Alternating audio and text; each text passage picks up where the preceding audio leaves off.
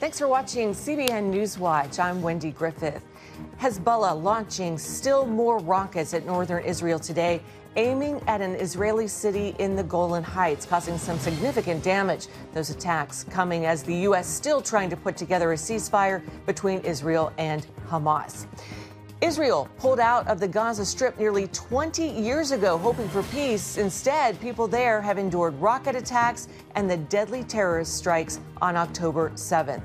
We'll show you what life has been like for Israelis in Gaza. Former President Barack Obama and his wife Michelle headlining the second day of the Democratic National Convention, while pro-Palestinian protesters are arrested outside and pro-life Democrats speak up. And a Jesus revolution is underway in the Middle East, including in possibly a major Islamic country you wouldn't suspect. These stories and much more today on NewsWatch. This is CBN NewsWatch. And we begin in the Middle East, where Hezbollah is keeping up its attacks against northern Israel, with terrorists firing more than 50 rockets against an Israeli city in the Golan Heights today. Those strikes coming as hopes for a ceasefire deal between Israel and Hamas remain uncertain at best. U.S. Secretary of State Antony Blinken is keeping up his diplomatic mission in the region. Even as Israeli Prime Minister Benjamin Netanyahu is making clear that he's committed to victory for the Jewish state. Chuck Holton has the story. Secretary of State Antony Blinken left the Middle East without the ceasefire deal the Biden administration hoped to achieve. But he's still pushing for a deal to free the hostages and halt the fighting soon. Our message is simple, it's clear, and it's urgent. We need to get the ceasefire and hostage agreement over the finish line, and we need to do it now. While Israel has agreed to a ceasefire proposal, Blinken said Hamas still needs to get on board.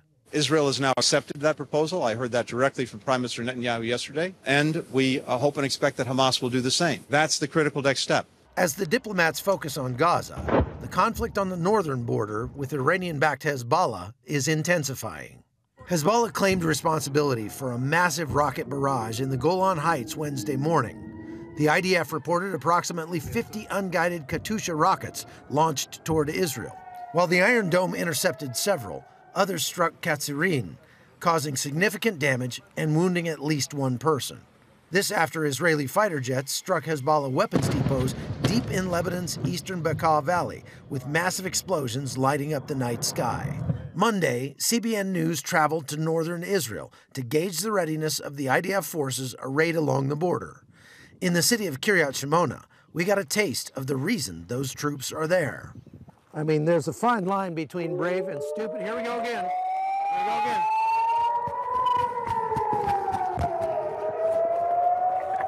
Get down, get down. Ouch. Ow. Let's see. Nope. Probably another drone. The exchange highlights the conflict's expanding scope, even as Hamas continues to reject Gaza truce proposals. Israeli Prime Minister Benjamin Netanyahu continues to emphasize Israel's commitment to victory. Eliminate Hamas and achieve victory. We are approaching it step by step. With all our strength, we are dismantling the Hamas regime and eliminating their military capability. The Prime Minister also stressed the importance of securing the release of hostages. At the same time, we are making an effort to return the hostages, under conditions that will allow the maximum number of hostages to be released in the first stage of the deal. Tuesday, Netanyahu expressed uncertainty that the hostage deal will happen. He also emphasized that the IDF would not relinquish control of the Philadelphia corridor, a strategic area along the Gaza-Egypt border. In northern Israel, I'm Chuck Holton for CBN News. Well, stay safe, Chuck. Well, nearly two decades ago, Israel agreed to disengage from the Gaza Strip with the thought it might be a step toward peace. But since then, people living near the Gaza Strip and beyond have endured constant rocket fire and other strikes that ultimately led to the deadly terrorist attacks on October 7th. CBN Middle East correspondent Julie Stahl has the story. When Israel pulled some 8,000 Israelis out of the Gaza Strip in 2005, leaders did so with good intentions and hoped for positive results. We believed in peace, and we worked for peace. Adele Raymer lives on Kibbutz Nirim, next to the border fence with Gaza. She helped Gazans for years, hoping to achieve the dream. That changed after October 7th. For years, the Gazans, the world, have been saying that they live in an open-air prison. So if it was such an open-air prison, how did they get all of the cement in to build tunnels? How did they get all of the weaponry that they came over here with? The tactical weapons, the flak jackets, the helmets, the Kalashnikovs. How does that get into an open-air prison? She explains how it happened. Unfortunately, the money that came in, instead of going to the people that needed the money, the Gazan people who deserved the money, who needed the money for food, to fix their houses, to build new houses and schools, all of that money was invested in warfare and invested in tunnels where our people are being kept now. In 2022, Raymer told CBN News what it was like to live under constant threat. From the moment we hear the red alert, we have between 0 to 10 seconds before we hear the explosion of the rocket. And that's the amount of time that we have to get to someplace safe. Each home near the Gaza border and all those built across Israel since the early 90s include a bomb shelter. Then again, rockets aren't the only weapon Hamas uses to attack border communities. There's a whole web of tunnels under our feet. And imagine being in New York and a terrorist popping up from a sewer all of a sudden and spraying the people all around with machine gun fire. Even before that, the United Nations knew about the situation. 10 years ago, the IDF showed then UN Secretary General Ban Ki-moon the evidence. I was shocked and alarmed by this underground tunnel, which had been used for penetration for terrorist purpose. I have been repeatedly condemning this rocket attacks by Hamas from the air. While visiting Kibbutz Nirim, he met the family of Daniel Traeger, a 4-year-old killed in a Hamas mortar attack. Recently, at the fence where Hamas terrorists broke through to enter her community, Raymer reflected on life before 2005. I used to go into a car on a Saturday and drive out to the beach, go to the open-air market in Gaza, and Gazans used to come over here and work. I spoke to a Gazan who worked on my kitchen 20 years ago. And I asked him, it must be hard because you have to get up really early in the morning to cross over and do the security checks. He said, yeah, but at least I can put food on my table and clothe my children. She recalled that conversation while trapped in her bomb shelter on October 7th. And as I was sitting in the safe room with my son holding down that handle, I was wondering to myself, where are all the good Gazans? Where are they? How is this happening? Raymer admitted it would take a lot for her to work for peace again. They have to earn back my trust. Everybody has to earn back my trust. Also the IDF, who let the ball drop on October 7th, not on purpose, but there were many, many mistakes that were fatal mistakes that were made that day that cannot ever, ever happen again. Julie Stahl, CBN News, Kibbutz Nirim, Israel. Great story, Julie. Thanks. Coming up, here at home, former President Barack Obama and his wife Michelle headlining the events at the second night of the Democratic National Convention. And outside, more pro-Palestinian protesters arrested. We'll bring you that story when we come back.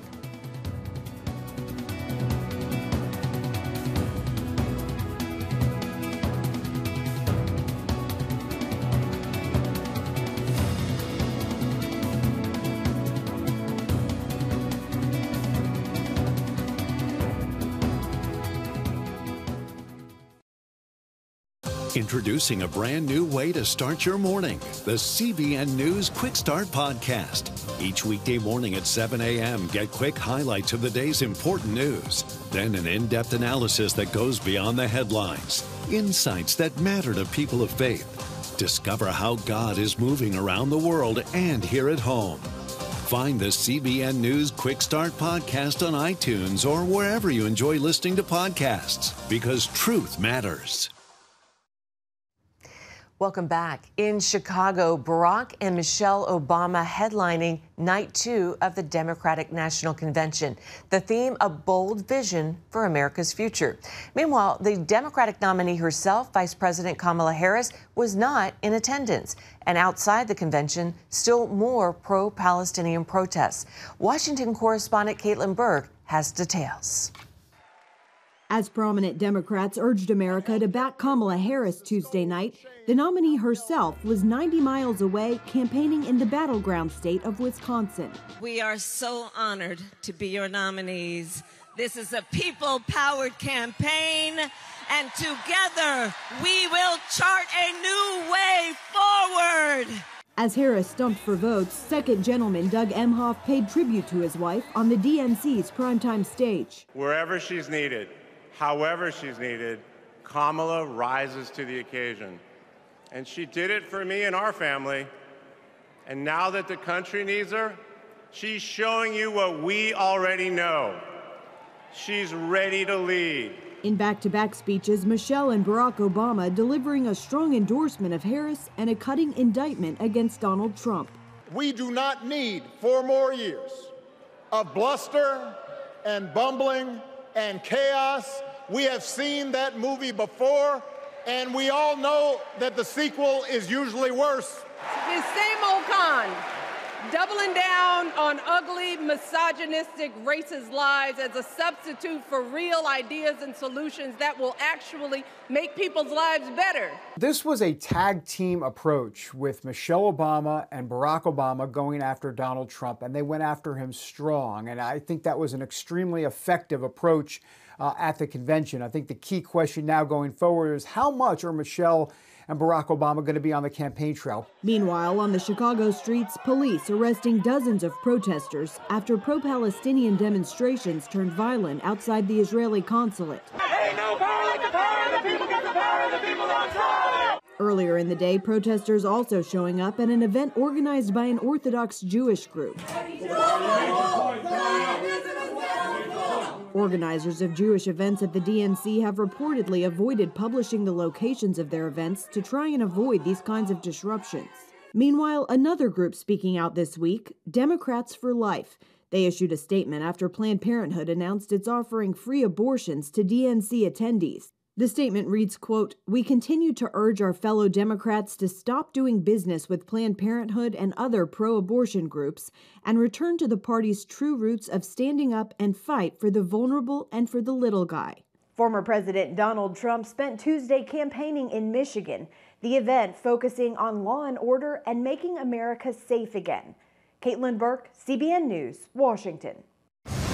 Thanks, Caitlin. Still ahead, thousands of mosques have closed and 1 million Muslims have left Islam for Christianity. It's a Jesus revolution, and it's happening in a Middle Eastern country that you might not suspect. We'll bring you the details right after this. The news is full of the threat of war in the Middle East. At the same time, a revolution is underway in parts of the region, a Jesus revolution. An unprecedented number of Muslims are forsaking Islam and choosing to follow Christ, especially in Iran. CBN's Gary Lane has the story. Iranians are growing tired of the Ayatollahs and a nation led by the empty promises of their Islamic theocracy. An anonymous internal poll found that 80% now prefer a democratic government, and many are leaving Islam. You have a country with one of the highest drug addiction rates in the world. You have a country where corruption runs rampant. You have a country where more than half the people live below the poverty line. And the people of Iran are looking at this and they're saying, wait a minute, if this is what Islam has brought us in the last 45 years, we're not interested. We want to know what the other options are. According to Todd Nettleton of the Voice of the Martyrs, the faith option many are choosing is Jesus, with at least 1 million Muslims reportedly leaving Islam for Christianity. How's the regime reacting to this? We've heard 50,000 of 75,000 mosques have closed, and I'm sure they aren't accepting that very well. This is not something that is making the regime happy, and really, in many ways, they are seeking to solidify their power and to crush any kind of dissent. And they certainly see the growth of the church, they certainly see Christian evangelism as a form of dissent. We have heard multiple stories this year of a Bible study, a home church being raided. Everyone there is photographed, everyone there is questioned, but then the leader of the meeting is held onto. They are arrested, they are detained, they're put in prison. Moreover, Nettleton contends family members and friends are more tolerant than the government about leaving Islam. They kind of have the attitude of, hey, if you found something that works for you, if it's Jesus or if it's atheism or if it's whatever, if it works for you, I know Islam doesn't work. So I'm happy you found something that works. Well, I think what's happening there is actually representative of what's happening in the Islamic world. Don Schenk serves as executive director of the Tide Ministry. He explains how Muslims are experiencing dreams and visions, leading many to find purpose and a different understanding of God. We get responses from listeners who say, now I understand that God loves me. I always thought that God wanted to punish me. And I think there's an awakening, as I said, that's taking place across the Muslim world. Schenk states that Tide Ministry radio broadcasts are receiving positive responses in Afghanistan, where the Taliban pose great danger for those seeking information from secret Christians within the country. There's a lot of suspicion of, okay, if I'm going to meet with these people and share that I'm now a believer, are they really true believers? Or are they just trying to identify me? It's more than simply being ostracized or disowned by your family. It is actually the threat of death. So accepting new life in Christ means accepting the possibility of your life ending in this world.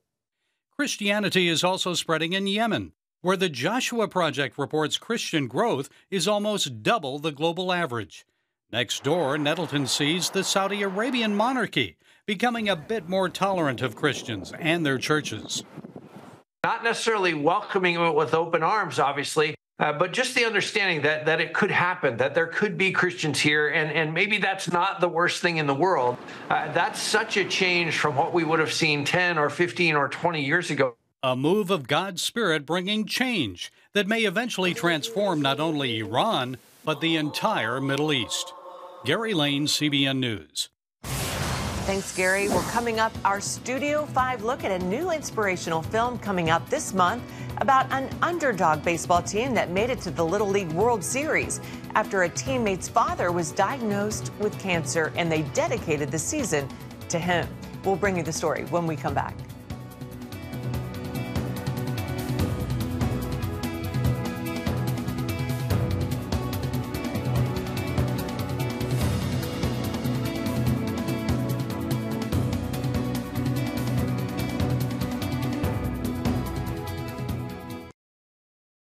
Download the CBN News app, 24/7 news from a Christian perspective at home or on the road.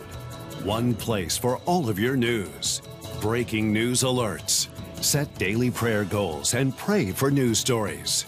Read the most important news and watch CBN News Channel live. CBN News, because truth matters. Go to cbnnewsapp.com to get the app today. Hi, I'm John Stolnis, host of the CBN News podcast, DC Debrief. Each Friday, get the inside scoop on Washington politics straight from the nation's capital. Because truth matters. Start listening today.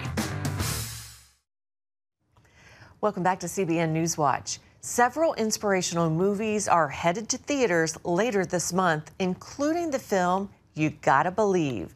It's the true story of a youth baseball team who were considered the underdogs, but through determination and hard work, they were able to defy the odds and make it to the Little League World Series in 2002. This after dedicating the season to a teammate's father who was diagnosed with cancer. Here's a quick preview. This is now officially the longest Little League World Series game in history.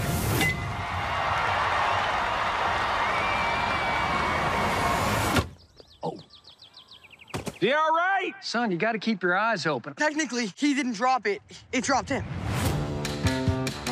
Good to see someone so cares about the spirit of baseball. What else in life is there, Sam? least, I'd say we're looking pretty whooped here, right? What are you talking about? We still got a chance. Peter, no sleeping in the dugout. Coach, got a proposition for you. You manage the All-Stars and make a run the Little League World Series. I manage the worst team in the league. You got 10 days to whip these boys into shape. Okay, yeah. Go team. Let's get our rears in gear. Let's go. Not bad, right? The game can change with just one hit. Dad, go get Mom, go get Mom. Help! Where do we go from here? Depends how hard you choose to fight. There's nothing that makes me feel better than watching y'all play ball. But we're awful. Y'all need something to rally behind. Something that lights a fire in you. I got something to rally behind. Wow, I was wanting to watch more. Well, Ephraim Graham talked with Robert Ratliff. He was the real-life Little League teammate who had the ailing father. He slashed his thoughts. He shared his thoughts on their relationship. How would you describe the relationship between you and Dad? My memories of my dad are fantastic. And I think that's one of the reasons why we're okay with this all happening, right? We don't have bad memories. Do we have sad memories? Yeah, he was battling cancer. So did we see him at times that were sad? Sure, yeah, of course. But my memories of my dad are just spectacular. He taught me a lot. Only had him for 13 years. But he really taught me a lot and made the most of his time here on Earth and made the most of his time as our dad. And you can see more of this interview in the coming weeks on Studio 5.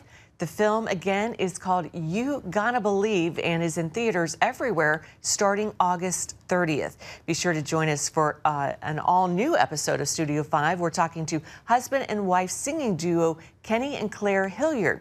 They're talking about Kenny's health battle and how he overcame, and they share music from their newest album called Upon the Storm. You can catch the new episode of Studio 5 on the CBN News Channel at 8 Eastern Time. You can also watch it on the CBN News app or on YouTube.